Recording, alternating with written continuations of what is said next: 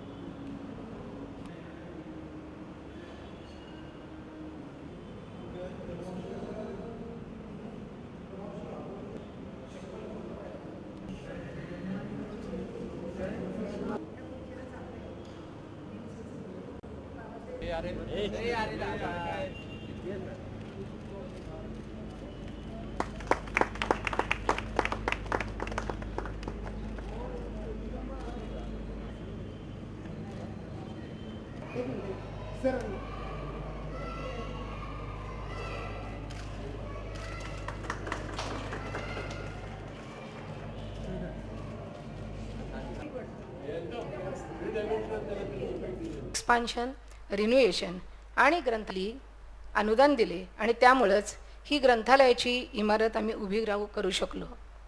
या ग्रंथालयाची पायाभरणी डॉक्टर या 125व्या जयंतीच्या वर्षामध्ये ही ग्रंथालयाची इमारत उभी राहिली. ही एक योगायोगाची 100पेक्षा जास्त विद्यार्थी वेगवेगळ्या परीक्षांचा अभ्यास करतात. गेल्या 1.5 वर्षामध्ये 71 विद्यार्थी, त्याचप्रमाणे सिम्बायोसिस संस्थेचे 100हून जास्त चतुर्थ श्रेणी सेवक NIO मान्यवरांचा सत्कार करणार आहोत. आपण प्रथम सत्कार करूया तो समारंभाच्या प्रमुख अतिथी आणि जरीफळ त्यांना आपण देतो आहोत आणि त्याचबरोबर ग्रंथालयाची अतिशय सुबक अशी प्रतिकृतीही त्यांना देण्यात येते आहे.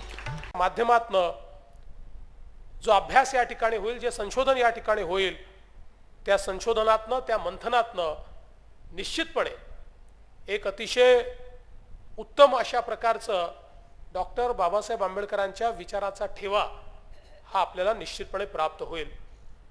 या ग्रंथालयाच्या माध्यमातनं खूप मोठ्या प्रमाणात ज्ञान हे सामान्यांपर्यंत पोचू शकेल आणि मला असं वाटतं की ज्या देशामध्ये ज्ञान हे खालपर्यंत जातं तोच देश प्रगती करतो आणि ज्या ठिकाणी ज्ञान हे केवळ मुठभर लोक आपल्यापुरतं सीमित ठेवतात, मुठभर ज्ञानांचा देश हा कधीच प्रगती करू शकत नाही.